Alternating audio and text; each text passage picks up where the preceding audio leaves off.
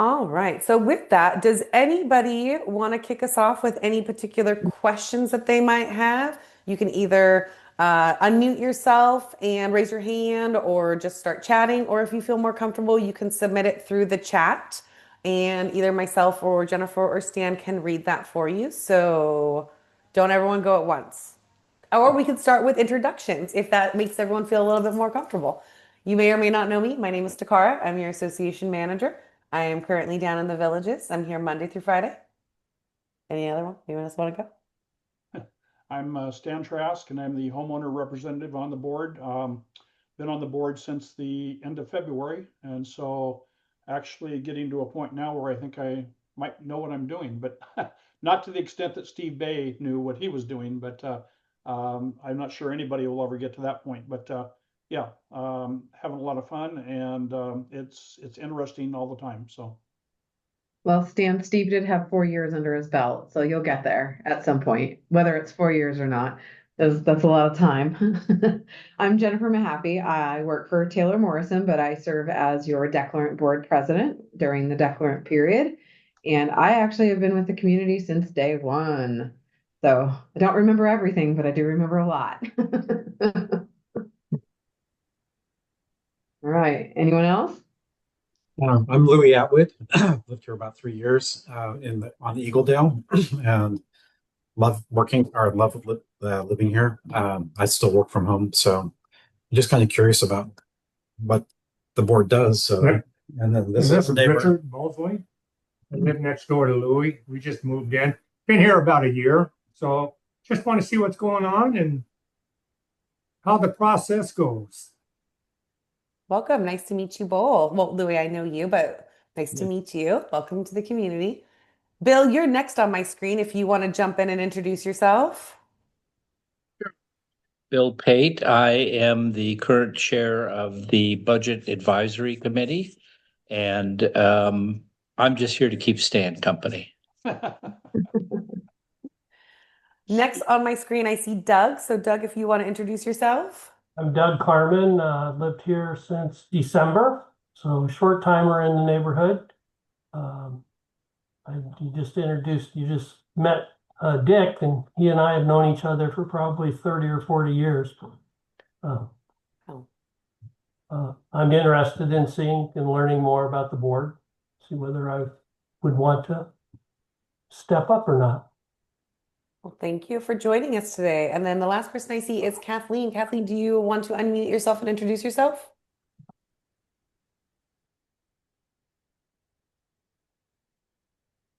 Oh, you can hear me. I'm just here to hear what is going to happen in the future. That's all.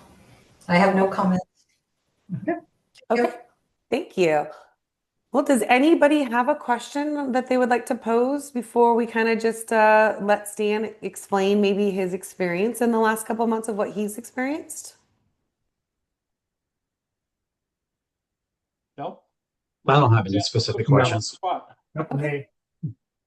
Well, Stan, why don't you take a moment to kind of just explain what your process has looked like coming onto the board, and then if somebody has a question, feel free to either drop it in the chat or unmute yourself and kind of wave us down so we know that you want to ask a question, and we'll see how this goes. Okay, sure.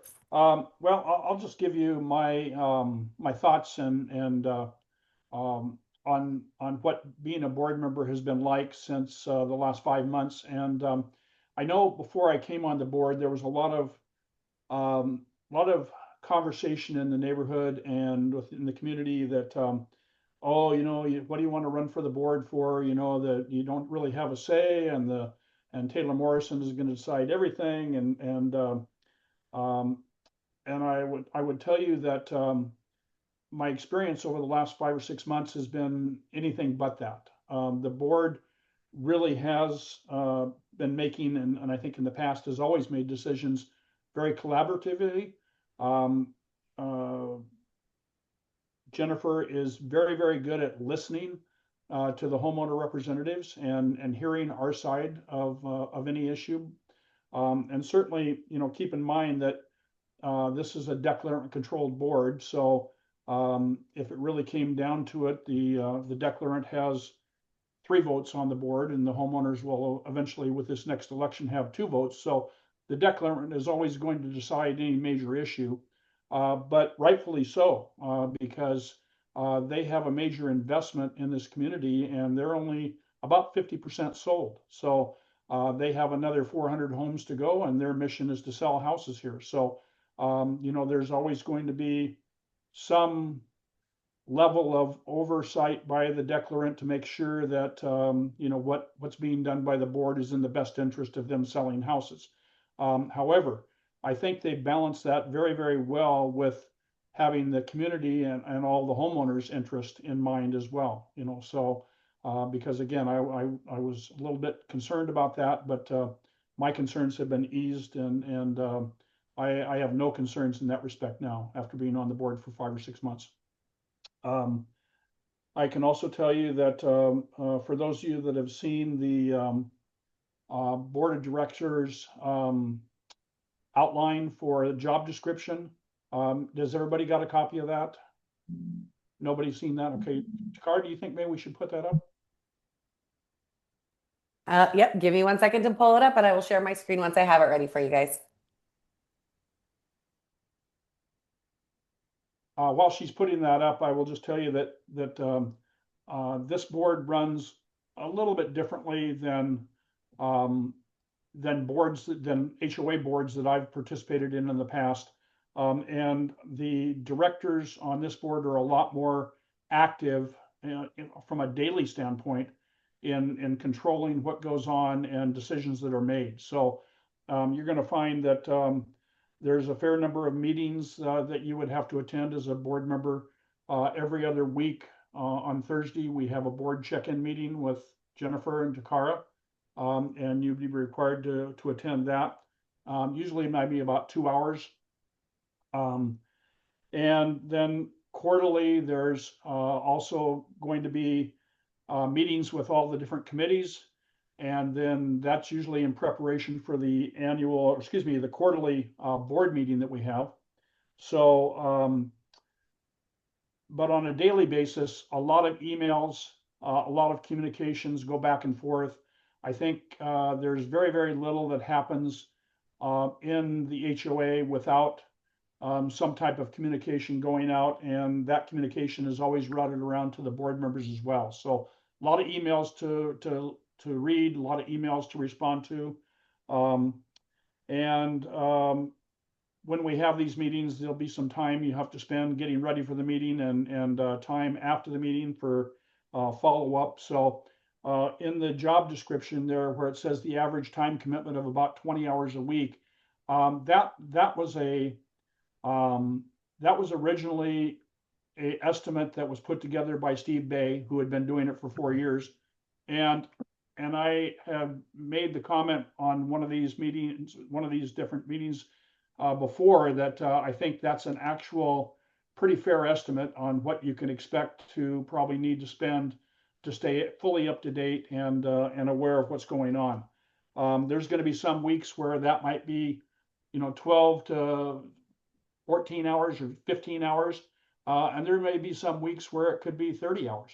It just depends on what's going on, what the board is dealing with, and again, all the different meetings that we have scheduled. If it's right before a quarterly board meeting, you're going to have a fair amount of time getting ready for all the committee meetings and attending those and so what. So I would say 20 hours a week is a pretty good estimate. In addition, we're required to attend all the quarterly Oak Tree meetings, attendance at the quarterly City of Lacey HOA meetings. You'll need to achieve and maintain Community Association CIA Director certification. That's paid for by the HOA. You'll initially have to pay your tuition on that, and then Takara will put that in. You'll get repaid on that. But it's an online course, and will take 24 hours maybe to complete. It's not real difficult, but it's a lot of going through all the coursework online to be able to get your certificate. And I think most importantly, the term of the office is until the community is at 75% closed, approximately 4 years. So right now, Jennifer, correct me if I'm wrong, but I think we're officially a hair over or a hair under 50%. We need to get to 75%. So the way things are closing right now, we would estimate that to be 3+ maybe 4 years till we get to 75%. And then the term for anybody that comes on right now, as well as my term, would be over, and we would be eligible to rerun again if we so choose, with the new board that will take shape at 75%. And I think I'll wait and let Jennifer talk about the declarant control period, so you fully understand that and how that works. But you can see the rest of the board member essential duties there. There's a lot of work in reviewing minutes and approving minutes and serving on appeals, and as you read down, working on ACC applications. Right now, I'm the final on ACC applications. I'm the final approval on those. So once all the ACC committee and Jennifer all approve a particular ACC design, then I'm the final person that has to go in and approve that, and that's what pushes it through the system and gives the approval back to the homeowner. So you have to stay on top of that on a weekly basis, and that takes a few days a week to go through all those and make sure that they're ready to be approved. So anyway, a lot of it sounds like a lot. After you kind of get your feet on the ground, it starts becoming just second nature, but even after you get your feet on the ground, I'm going to say 20 hours again is a pretty fair estimate of the amount of time you'll need to spend on this job. So I think that's it, unless there's any questions, direct questions I can answer. Do all the board members attend all of the committee meetings, or do you split up the responsibility amongst the board? I'm sorry, what was that again, Doc? Do all the board members attend each committee meeting? On the committee meetings? Yeah. Yes, they do. So you don't split up that responsibility, and one board member has this committee and another board member has that committee. No, on the committee meetings, on the monthly committee meetings, the board members are not required to attend their monthly meetings, but once a quarter, the entire board meets with the committee just before the quarterly board meeting for the HOA. Okay. But each board member needs to stay on top of and be aware of what's going on in the individual committees on a regular basis. So to answer your question, no one board member is assigned for any particular committee. And as a good example I can give you is that the entire board's been working with the amenities committee recently to for new furniture and carpets in the pavilion, and the entire board's been working on that with that committee. And that's been about a 2-month process getting to the finish line on that. But I think we're ready to put up the checkered flag on that one. I think, Jennifer. Yeah, we're pretty close. So. Okay, one more. What is the quarterly City of Lacey HOA meeting? What does the City of Lacey have to do? The quarterly, I'm sorry, I couldn't hear you. The quarterly HOA meeting with the City of Lacey? Yeah, that's something that the City of Lacey, right up until I came on in February, they were doing on a quarterly basis. They were having quarterly meetings with all the different HOA representatives to let them know, what was going on in the city. And it sounds like a very productive, informative type session. Steve Bay was attending those, and I got signed up to attend them. And since that time, and I've checked with Steve, during the summer months here, they haven't held a quarterly meeting. So I don't know if they'll get back on those in the fall or not, but when they do, they send out an email to all the different people that are signed up to attend, and then you can attend that. So so far, I would have to tell you that I haven't attended one yet, but I expect probably in the fall that might change. And Doug, those are not required, but those are highly recommended. I mean, those are outside of your, normal hours, one would say, as a HOA board member, but they're highly recommended. Steve saw a lot of value in them, so he recommended those meetings to Stan. So I think as Stan goes, and then whoever else joins the board goes, maybe not everyone needs to go, but it is a way to connect with other HOAs.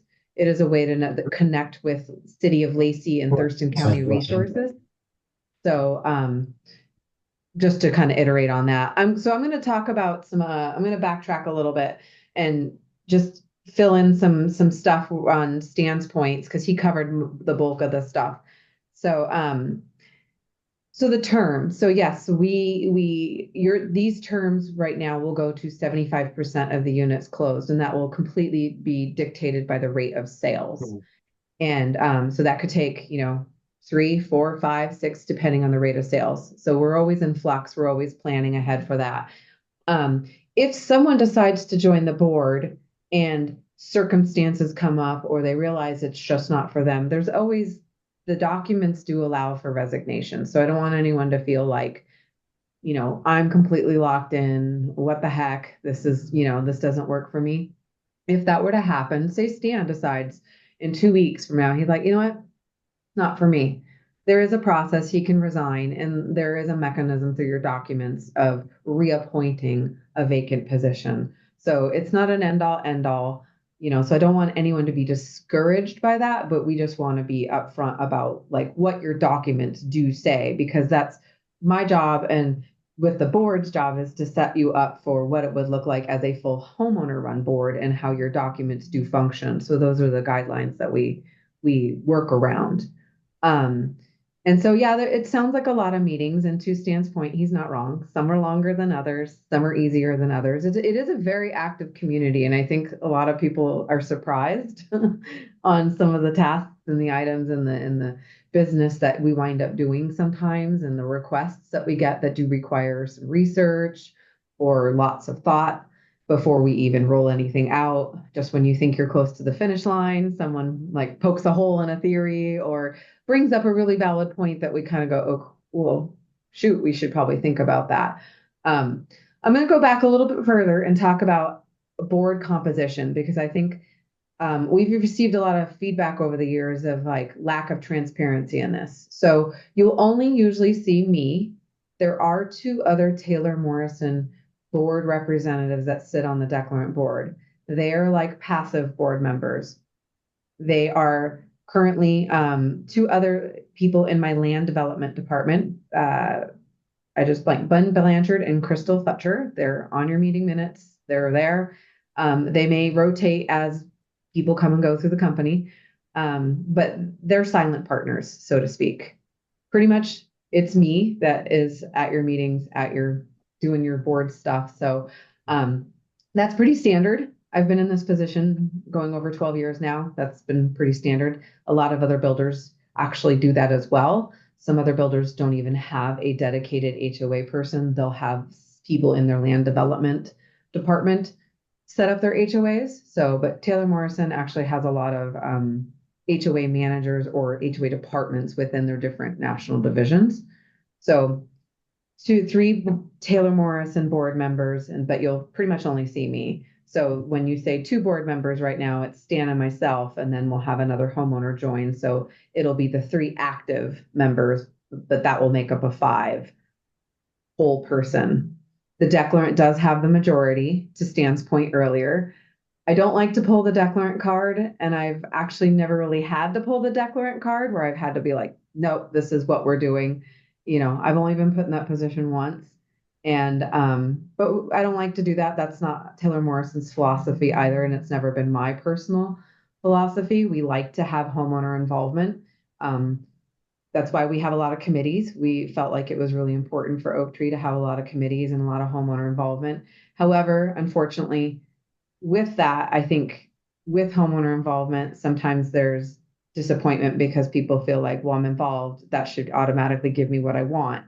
And I understand that that always doesn't come hand in hand. So that's where, unfortunately, I get to be the bad guy and say, well, we have to think of what's best for the greater good. And that's always what we're thinking of, which I know a lot of people think of in the now, but I always have to think about what's best when I get to that 75%. Have I done my job and my due diligence to make sure that you are sustainable? Because let's be honest, when you get to transition, you'll make a lot of changes. You'll have full control of your budget. The declarant board steps down. We resign. We have no decision-making capacity abilities whatsoever. I will be here with Taylor Morrison as a resource that you can reach out to, but you guys will, your homeowner run board that you elect will have that decision-making power. So you'll be making changes, hands down, you will, and that's okay. To be expected. So I have to make sure that systems and processes that we work with, Takara, your association manager, and your current board members, whether it be Steve, Stan, or whomever joins down the road, that we're thinking long term. There was one other thought I had, but I lost it. But that's sort of like the basic board composition. So we don't make board decisions via one person. We do it as a collective. So as a homeowner run board as well, you will do it as a collective. You will have positions, president, vice president, treasurer, secretary, and board member at large. You'll always want to kind of keep odd numbers too. I think with a community of your size, having a full 5-person homeowner run board will not be hard in that regard, because you'll have homeowner numbers to help sustain that. But to that point, you'll have people that might speak on behalf of the association, but they don't make decisions solely on behalf of the association. And I think that's important to know. That's where sometimes people try to reach out. So, well, the president said that. So our governance doesn't necessarily function and work like our country's governance per se, with positions to that matter. So I think that's important to know. And that's part of like that education and understanding how our governing documents work. There was another little thought to that. Sorry, it's been a rough day. Anyone got any questions, Dan? Maybe I'll get my train of thought.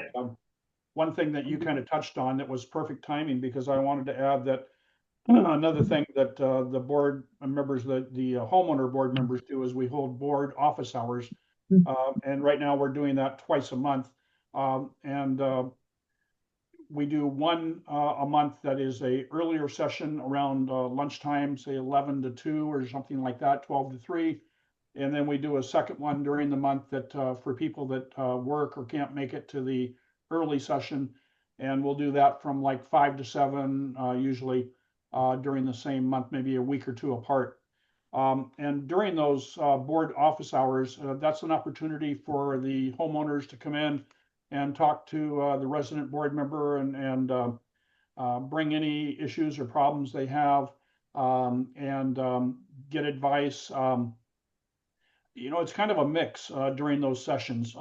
First of all, you've got to have a little bit of thick skin to to get through those sometimes, because you're going to be the target, and that's okay. Usually, we always hear the bad. I mean, I very rarely, I think twice I've had somebody come in and tell me they just wanted to let me know what a damn good job I was doing. So, so that was kind of nice, but so it does happen. But normally, what we'll do during those sessions is if it's a situation or a subject where the board has already heard that and discussed it and made a decision on that, then I can relay that to the homeowner and let them know why that decision was made, and that that's already been discussed.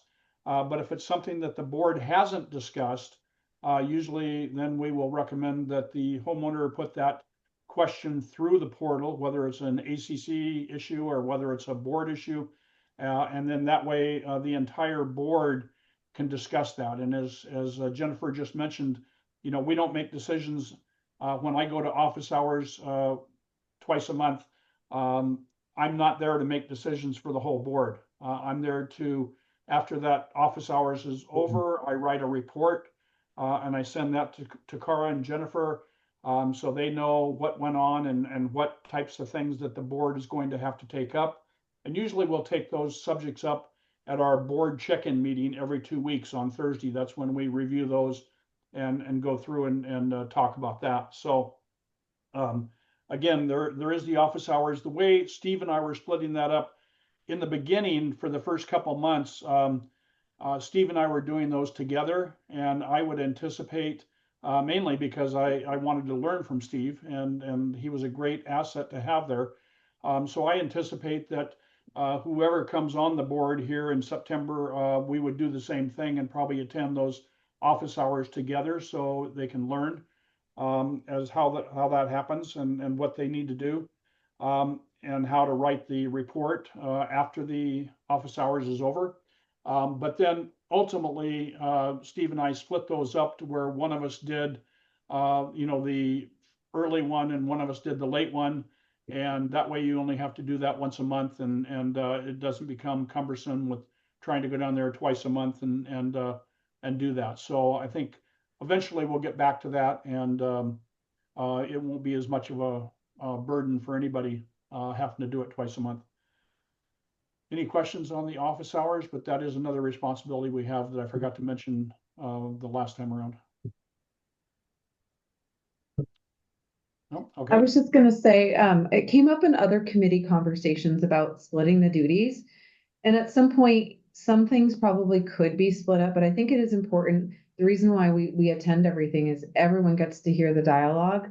So when there are decisions that need to be made, it makes it easier because everyone's on the same page, everyone's receiving the same information, and we do feel like that's important. So it may seem like a lot more meetings, and that's why we do have this like bi-weekly board check-in. 2 hours does seem like a lot. Sometimes what happens is snowballs because we get into one topic and then the other topic goes into the other one. But it is a great opportunity for us to kind of talk through a lot of things that we hear about, things that we see coming down the pipeline, things that we're like, hey, what do we think of this? Like, how can we modify this? Someone brought up a great idea, and we had like this past pre-board meeting cycle, we had a lot of really engaging conversations and really good feedback with our committees, which prompted a lot of other good conversations and things how we can improve upon systems and communication styles and other things for the community in the future. And so sometimes they seem longer, they get longer because we get in these really, really productive conversations. So don't be intimidated by that too. Sometimes you just gotta like stop talking. Like sometimes we're like, we all have to go to the bathroom. But it's because we get engaged and there is a lot to do. It is like a small business. Your association is technically a nonprofit business. So on many ways, it is a homeowners association. It is many things. It is not certain things, which some homeowners, this goes not just for Oak Tree. So I don't want this to be a jab at any particular thing at Oak Tree, but some people do want this association to be more than what it is. It's a homeowners association. We're not the police. We're not Washington State Patrol. We're not Washington licensing. So we have to be careful about what we can govern and what we can control. That's why we do consult legal a lot. It's not just to protect ourselves, it's to protect the ownership, to make sure that we're not overstepping and putting ourselves in uncomfortable positions. Dan mentioned something earlier as well as about that course. We have many resources, and at any point in time, if a board member wants continuing education, there's Community Association Institute that provides online courses that Stan took. There's other workshops, there's courses. So if anyone wanted to do any continuing education for HOA governance for the board, we would, the association's more than happy to like reimburse that or fund that type of education. We're high supporters of that type of, support for people learning how to become board members, especially during the declarant period, right? I would say highly take advantage of all those educational resources because I can help support fund those, not just have that be solely out of the ownership's funding. I have no problem supporting and funding those type of educational resources for board members. Any hot burning questions you think of? Bill Pate has his hand raised. So, Bill, if you want to go ahead and unmute yourself and throw your question out there. Question for Jennifer. So right now, the board is essentially you and Stan for practical purposes. Correct. And so we're in the process of electing another board member to replace Steve. If no one volunteers to be a board member, wants to run for the board, then obviously I understand the board can continue on as it is today, for essentially, if my understanding, they can continue on, the board can continue on until we hit the 3/4 mark, till we hit 75%. With two members, in which case then we would have another election. Is there some provision or plan, um, if no one runs for election, the next election, to have another one in the near future? I'm hoping that I don't have to have that plan, but yes, we would obviously have another election. I don't think Stan and I know, speak for myself, my intent is not to have just two people run forever till 75%. We want to have that additional homeowner on the board. In your documents, at 50%, you're supposed to have two. I'm not gonna lie, 4 years for anyone, not just Steve, but there were a lot of trials and tribulations, and there was a lot of rough roads that we plowed through in those 4 years. So that took a toll. So I think anyone in his position probably would have wanted to take a break. But yes, I hope I don't have to have a plan B, Bill. But if we had to, yes, we would regroup and have another election. Try to. My concern as a homeowner is that there's a certain amount of institutional knowledge because of that 20 hours that Stan's spending, and the board check-ins and all that meetings. At this point, you are the only two, not including Takara, of course, but the only two that have that knowledge. And at least if you have three board members, then you have three people with that knowledge that have been there for the discussions and the history and all of the information that went into making a decision. Absolutely. You're Yeah. not wrong. Well, we've been trying in the interim, also with Takara moving into the association management position, has been a godsend in the sense of her really keeping good records and maintaining those good records. And that's why communications need to go through the association management. Like that, I know that people hate the portal. Besides your personal feelings about the portal is actually a really great resource. It tracks things, it keeps things, it's saving a lot of information. We can go and find historicals to work orders, ACCs, conversations, emails. We do have access to the previous email that was assigned, that was generated to Steve's position. So if we really needed to, we can go back. So it's not your personal email. It's actually a separate Gmail that's created for the position. Stan actually has a separate Gmail created for all of his board correspondence. It's not in his personal correspondence. So that way they can transfer and stay with the association, to your point. Not as perfect as having all that historical knowledge, but we are trying to capture as much as we can in our notes, and with Takara taking the documents and saving things and making sure our files are clean. Hopefully that helps bridge a little bit of that gap. Sure. You're not wrong. It's just my concern is you obviously are an employee of Taylor Morrison, and Takara's an employee of Nova, and either one of you being employees can decide tomorrow that you'd rather live in Fiji, or some other sunny, warm place. You are not wrong. No. But I Yeah. mean, that is a risk, unfortunately, with any position. But to your point, I think trying to do our due diligence with our record keeping. But yes, it is. I'm hopeful that someone today, whether on the call or not, is interested in running for the board, and will want to participate. I do think HOAs get bad raps, and my cliche response has always been, it takes a village to run a village. And it's a true statement, though. And if, it is easier to complain than to be part of a solution. And it's not always easy to do that. And I think it takes a certain personality and a certain willingness to want to do that. And those are the people I think, I really do appreciate. And it's hard because, you know, the HOAs do get a bad rap, but I'm like, each and every one of you make up your HOA. So it is what you want it to be, whether you're passive or active. We're all a part of it. It's a collective, and we all bought into it.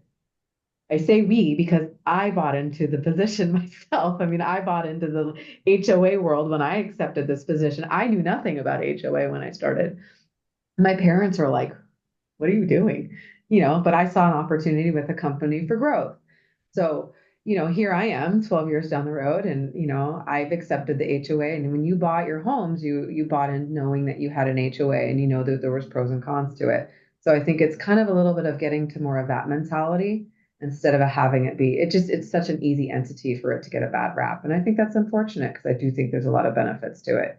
And on some level, you thought there was when you bought. We got to remind homeowners about that.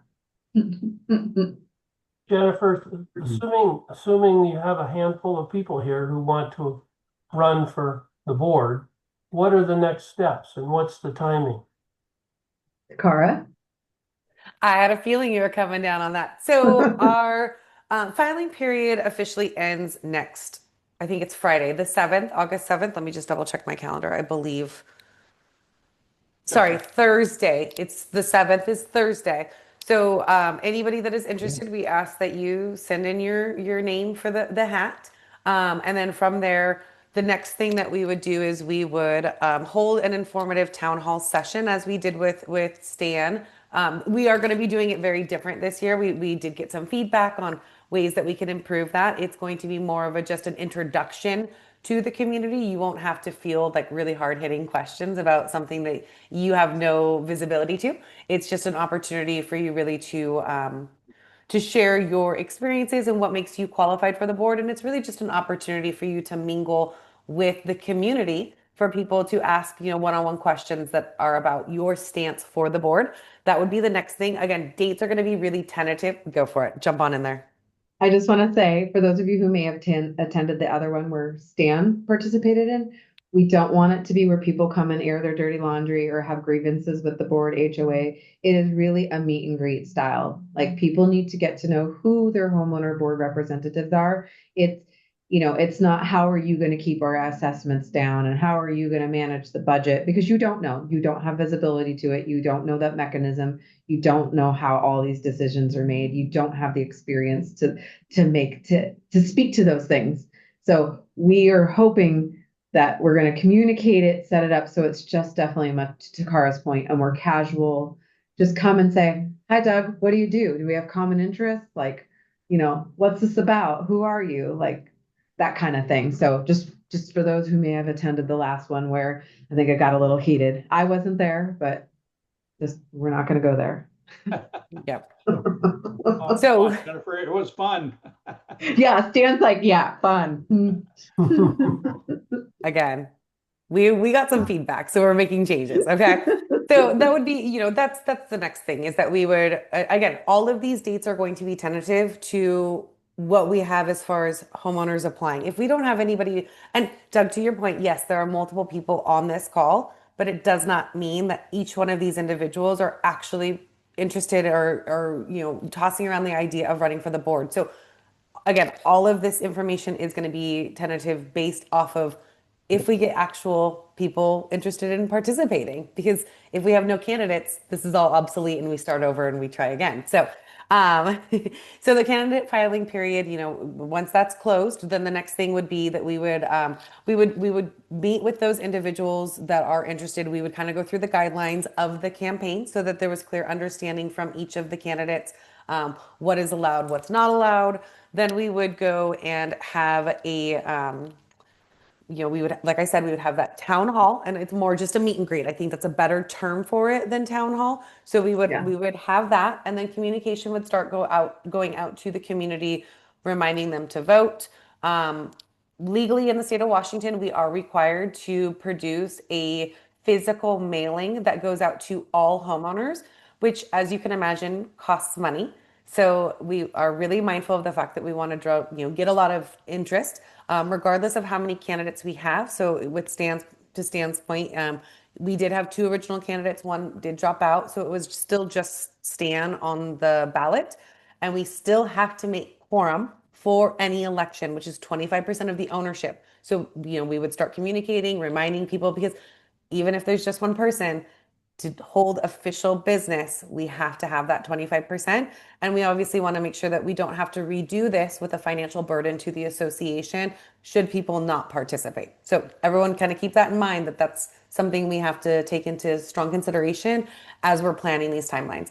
Then, the next thing we would do is we would send out that mailer, as we mentioned. And then the tentative election date as of right now is September 23rd, which is, I believe, a Monday, which I know that most of our, is it a Monday or is it a Tuesday? See, I need a calendar I in think front of it's me, a guys. Tuesday. It's a Tuesday. Okay, thank you for checking. So it's a Tuesday, so that would be the official election where people could drop off their ballots, and we would have the official meeting where people can jump on and vote should they not want to use a proxy ballot, and then we would officially name the winner of the election the next day on Wednesday.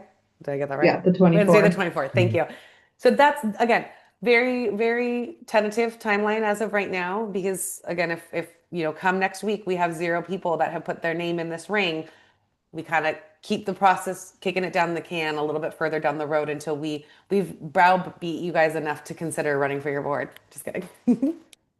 And it's in the mailer. Obviously, if we have candidates, what we like to do is include the candidate information. I think the last cycle we had a picture and a little bio of each of the two candidates. So for those who want to move forward, that would be something that we would include. And so we like to keep in mind how many pages are in the mailer for our costs and stuff like that. Yeah, so just to make sure we get all that information out. And then obviously we can send e-blasts with candidates information and all that good jazz. We can use those mechanisms to get the word out and all those cool things. But yeah, legally requirements to do those mailers for all sorts of high level business. You have to do it for budget ratifications, owner elections, and or annual meetings. You always are required to do mailers.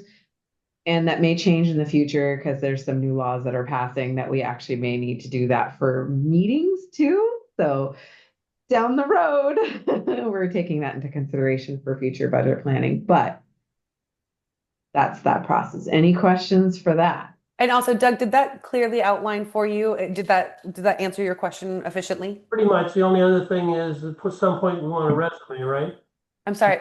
It would be more a bio. We would just ask for a bio. We don't necessarily need, I don't know if you guys noticed in that job description for the board, no experience is necessary. Obviously, we encourage people to bring their expertise, but there's no real requirements other than a willingness to, serve your community. So a bio would be what we would request, and possibly, if you're comfortable, some sort of photo so that we can share that with the community so people can put names to faces. And then that way, by the time we get to the Q&A session or the meet and greet, people kind of like, oh, that's Doug, or oh, that's Bill, or oh, I'm just throwing your guys' names out there, hoping that you guys might throw them back at me. Just kidding. So, that would be, but once you filed with me, and that's how you would file, is you would notify me that you are in fact interested. Then I would touch base with those individuals and let them know their next steps. Here's what I need from you. This is the next thing on your calendar. We're gonna do this meet and greet on this date, like those types of things. So again, everything is really a moving target based off of the participation we get for this. Or it's Craig. Hi, Craig. Quick question. Is there at least a targeted week that we think we might want to do the meet and greet? Yeah, so Yeah. based off of the timeline, let me just pull that date really quick. So based off of the timeline that we are working with for an election on September 23rd, we had tentatively scheduled that for the week of September 8th, give or take, mind you, very much so, give or take. It's always going to be based off of those who are actually participating's schedule. We're not Yeah. going to ask people to, rearrange their lives based off of what our timeline is. So that is very, very flexible. And that was partially why we pivoted a little bit. We talked about it, and actually Stan had some really good thoughts. We were going to do this like in July, but we decided to move it a little bit to September because we know a lot of people go on vacations, they're out in holidays. So we wanted to wait till people came back from their lot trips, holidays, get more engagement, be present to vote, that kind of thing, because that's important to a lot of homeowners here. So that's partially why we shifted a little bit to September to get more participation and engagement as well from homeowners, either on the voting side or on the board or both. All good questions. Dan's lonely. He needs friends. So does I'd just like anybody to- have, I'd just like to say, I think Bill brought up some very valid points on, Mhm. the what ifs, somebody doesn't decide to run, but I would, I would submit that I think we will get people to run, whether it's, this election or whether we have to have another election in another 3 months. As the community continues to grow, I know that eventually there's going to be that right person out there that wants to, make a difference in the community. And I would just tell you that, there's a real, even though it's a lot of work and a lot of hours, there's a real sense of satisfaction. At least I feel a sense of satisfaction knowing that I'm doing something to better the community and where I live. And you have to have the right person, the right the right mindset to want to do that, because it is a lot of work. But I know that person's out there, and so I have no doubt that we're going to be back to full strength on the board here very, very soon. But Agreed. Agreed. We appreciate your sacrifice, Stan. Well, I'm Well, glad to I- see a few more I- faces on the call this time. Bill, as I like to tell people, it keeps me out of my wife's hair, and so she appreciates it too. So Understand 100%. There you go. Yeah, there you go. well, does anybody have anything else that they want to add or any comments, questions, awesome stories that No, take me. less than 10 minutes? Mine. Takara always says hot goss. I No do one say ever hot has gossip, any. but I don't know if I really want that recorded on this call. So good point. Well, again, thank you everyone so much for participating in this. We really just wanted to have an open conversation where you guys had the opportunity to harass Stan on a video call as compared to stopping him in the streets, as he's trying to be a homeowner, not wearing his board hat.